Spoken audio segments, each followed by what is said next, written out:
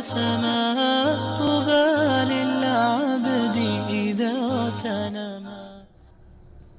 Bismillahirrahmanirrahim. Assalamualaikum warahmatullahi wabarakatuh.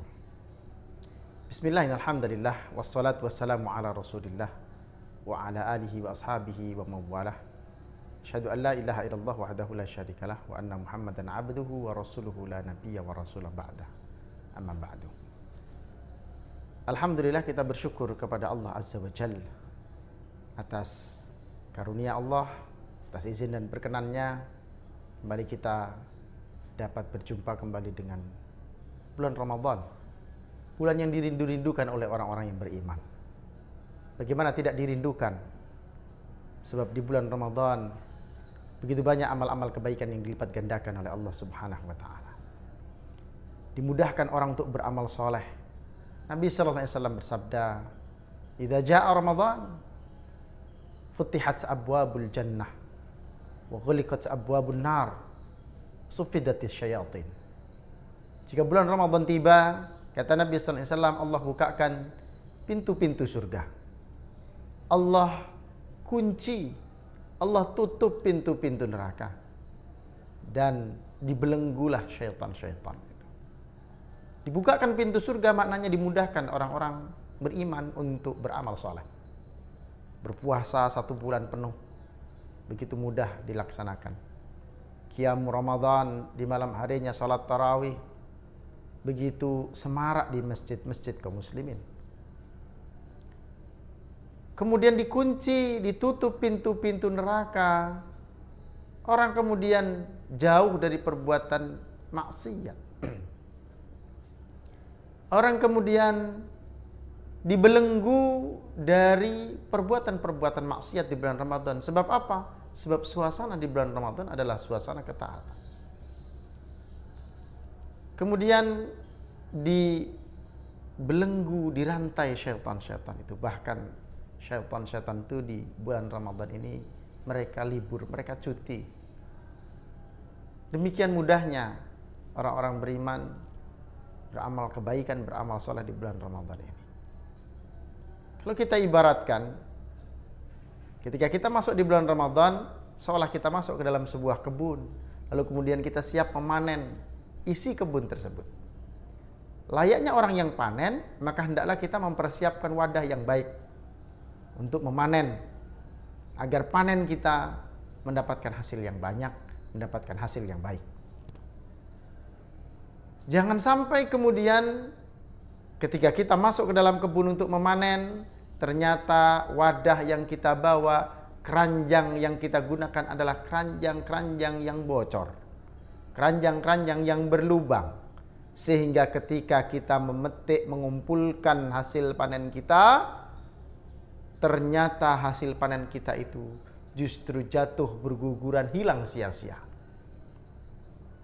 Demikian juga Ramadan ini, jemaah yang dirahmati Allah. Jangan sampai kita sudah bersusah payah, berlelah letih, menyangka bahwa kita sudah mengumpulkan banyak kebaikan, ternyata keranjang kita bocor, sehingga kebaikan-kebaikan yang kita kumpulkan dengan susah payah itu hilang sia-sia. Nabi sallallahu alaihi wasallam telah mengingatkan, rubba shaimin laisa lahu min siyamihi illal ju' wal 'atash. Betapa banyak orang yang berpuasa di bulan Ramadan ini tidak mendapatkan apa-apa dari bulan Ramadan, dari puasa Ramadannya ini, melainkan lapar dan haus saja. Nah, ini jemaah yang dirahmati Allah, penting untuk kemudian kita waspadai. Lalu apa penyebab keranjang-keranjang bocor ini? Yang pertama, tidak adanya keikhlasan di dalam amal. Nabi SAW dalam sabdanya berkaitan dengan Ramadan menjelaskan, man shoma ramadhana imanan wa ihtisaban ghufira lahu ma taqaddama min dzambi. Siapa yang puasa di bulan Ramadan imanan wa ihtisaban, karena dorongan iman dan semata hendak mendapatkan ridha Allah semata, maka Allah akan ampuni segala dosanya yang telah lalu. Man qama ramadhana imanan wa ihtisaban ghufira lahu ma taqaddama min dzambi. Siapa yang menegakkan salat di bulan Ramadan imanan wa ihtisaban, karena dorongan iman dan semata ingin mendapatkan ridha dari Allah, maka Allah akan ampuni dosa-dosanya yang telah lalu. Hanya dengan keikhlasan dan ketulusan karena Allah, maka amal-amal Ramadan itu akan membuahkan hasil. Tanpa adanya keikhlasan, maka keranjang-keranjang itu bocor. Kemudian yang kedua, penyebab keranjang bocor itu manakala orang berpuasa Ramadan tetapi tidak meninggalkan perkara-perkara yang dibenci oleh Allah Subhanahu wa taala, perkara-perkara maksiat. Kata Nabi sallallahu alaihi wasallam, "Man lam yada' qaula az-zuri wal 'amala bihi wal jahla, falaisa lillahi ay yada'a ta'amahu wa syarabah."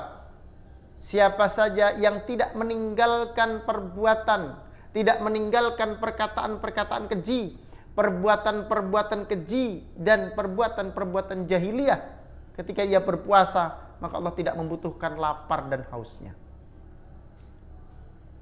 Ketika orang berpuasa tapi lisannya masih gemar berdusta, lisannya masih gemar berghibah, lisannya masih mengeluarkan kata-kata yang kotor, matanya masih bermaksiat, telinganya masih mendengar yang diharamkan oleh Allah, tangan kakinya bermaksiat, maka dia tidak akan mendapatkan pahala dari puasanya. Tidak akan dapatkan apa-apa kecuali lapar dan haus saja. Tentu sungguh sesuatu yang sangat sia-sia. Kemudian yang ketiga, jemaah yang dirahmati Allah, ketika orang berpuasa tetapi ia meninggalkan perkara-perkara yang diwajibkan oleh Allah Subhanahu wa taala.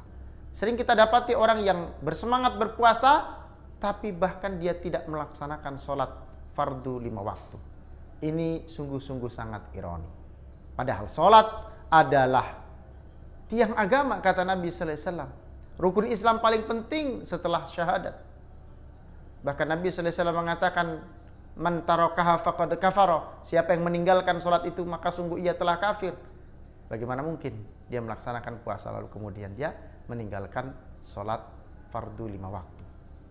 Mudah-mudahan kita termasuk hamba-hamba Allah yang melaksanakan puasa di bulan Ramadan ini dengan sepenuh hati, tanpa ada keranjang yang bocor, sehingga kita bisa mendapatkan hasil yang terbaik dari Ramadan ini. Keluar dari bulan Ramadan, kita mendapatkan gelar sebagai hamba-hamba yang muttaqin. Subhanakallah wa bihamdik, asyhadu an la ilaha illa anta, astaghfiruka wa atubu ilaik. Alhamdulillahirabbil alamin. Wassalamualaikum warahmatullahi wabarakatuh.